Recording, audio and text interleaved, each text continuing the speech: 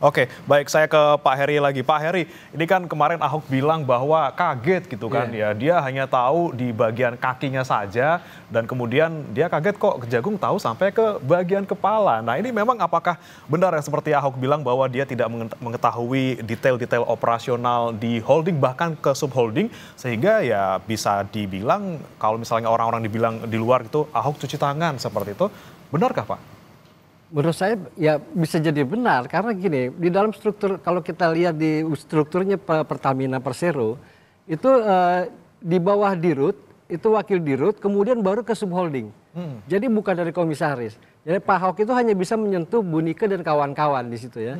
Nah sebenarnya yang mengawasi secara operation selain komisaris di subholding itu adalah direksi dirut dalam hal ini itu atau direksi yang lain gitu ya.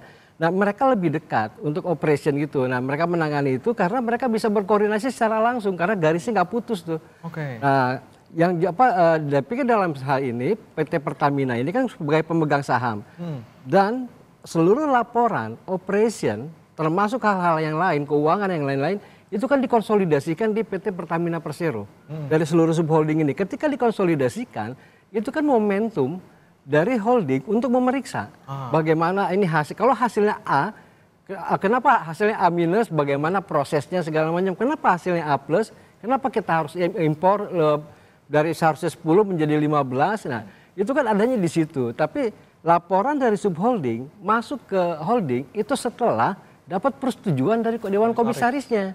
Nah di komisarisnya itu jangan lupa ada mantan Jaksa Agung Muda.